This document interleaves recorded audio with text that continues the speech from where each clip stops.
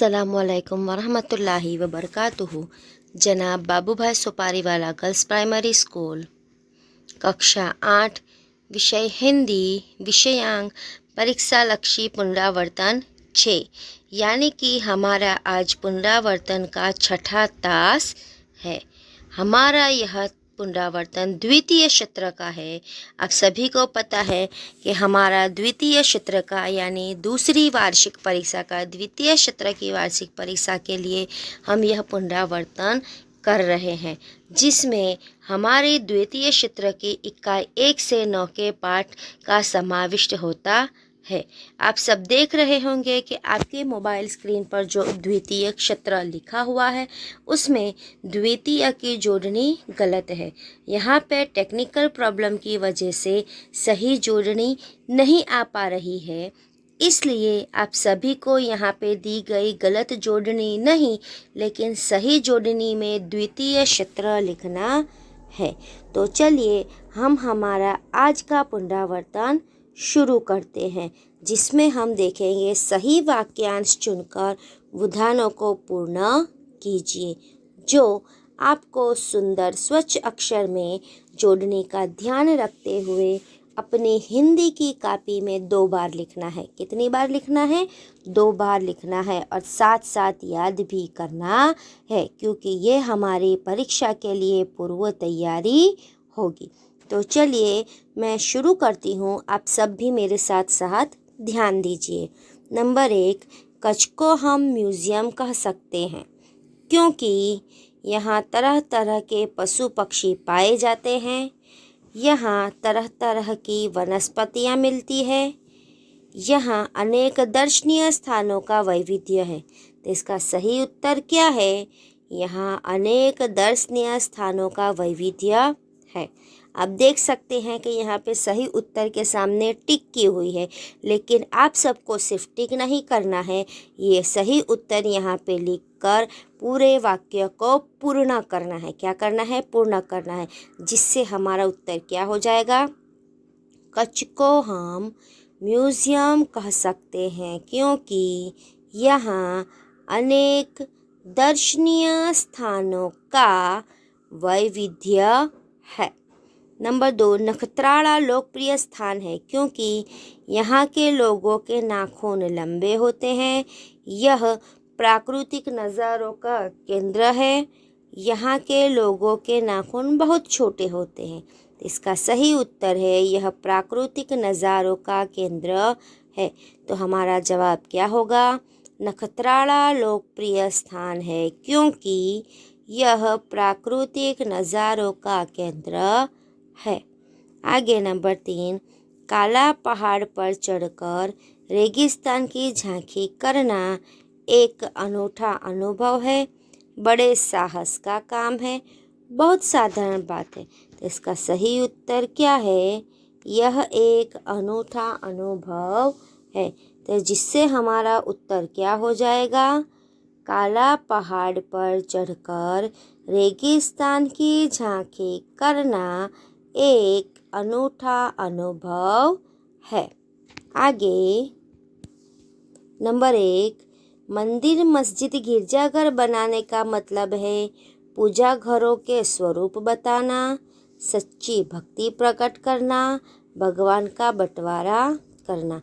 इसका सही उत्तर है भगवान का बंटवारा करना। तो हमारा पूरा उत्तर क्या हो जाएगा? मंदिर मस्जिद गिरजाघर बनाने का मतलब है भगवान का बंटवारा करना। नंबर 2, मंजिल बहुत दूर लगती है क्योंकि अभी तो राह शुरू हुई है, वह पहाड़ पर है, पैर थक गए हैं। तो सही उत्तर है अभी तो राह शुरू हुई है। तो हमारा उत्तर क्या हो जाएगा? मंजिल बहुत दूर लगती है क्योंकि अभी तो राह शुरू हुई है। नंबर 3, जग सुना रेगिस्तान जैसा लगता है क्योंकि यहाँ प्यार की बारिश नहीं हो रही। तो इसके विकल्प है यहाँ असह्य गर्मी पड़ने लगी है, वहाँ प्यार की बारिश नहीं हो रही है, यहाँ दुर्घटनाओं की संख्या बढ़ गई है। तो हमारा पूरा उत्तर क्या हो जाएगा? जग सूना रेगिस्तान जैसा लगता है क्योंकि यहाँ प्यार की बारिश नहीं हो रही है। आगे, शास्त्री जी लोक सेवा मंडल में शामिल हो गए क्योंकि वे सामाजिक कार्य करना चाहते थे। उसके अध्यक्ष से वे बहुत प्रभावित थे। उसमें शामिल होने के लिए निःशुल्क लेने के लिए शुल्क नहीं देना पड़ता था। तो इसका सही उत्तर है वे सामाजिक कार्य करना चाहते थे। तो हमारा पूरा उत्तर क्या हो जाएगा? शास्त्री जी लोक सेवा मंडल में शामिल हो गए क्योंकि वे सामाजिक कार्य करना चाहते थे। शास्त्री जी सन 1932 में जेल गए क्योंकि वे नमक कानून तोड़ने के आंदोलन में शामिल हुए थे। उन्होंने किसान आंदोलन में भाग लिया। वे भारत छोड़ो आंदोलन के प्रमुख नेता थे। तो इसका सही उत्तर क्या है? उन्होंने किसान आंदोलन में भाग लिया था। तो अब हमारा पूरा उत्तर क्या हो जाएगा? शास्त्री जी सन 1932 में जेल गए क्योंकि उन्होंने किसान विकास आंदोलन में भाग लिया था। आगे, लाल बहादुर शास्त्री केंद्रीय सरकार में मंत्री बने क्योंकि जनता ने उसके लिए मांग की थी। राष्ट्रपति ने उनके लिए सिफारिश की थी। नेहरू जी ने इसके लिए अनुरोध किया था। इसका सही उत्तर है नेहरू जी ने उनसे इसके लिए अनुरोध किया था। तो हमारा पूरा उत्तर क्या हो जाएगा? लाल बहादुर शास्त्री केंद्रीय सरकार में मंत्री बने क्योंकि नेहरू जी ने उनसे इसके लिए अनुरोध किया था। आगे देखिए, उसे पछताना पड़ता है जो काम से जी चुराता है, दूसरे से पूछे बिना काम करता है, बिना सोचे समझे काम करता है। इसका सही उत्तर क्या है? बिना सोचे समझे काम करता है। तो पूरा वाक्य क्या होगा? उसे पछताना पड़ता है जो बिना सोचे काम करता है। चंदन वृक्ष में सांपों का विष नहीं फैलता क्योंकि वह उत्तम प्रकृति का है। वह ठोस होता है।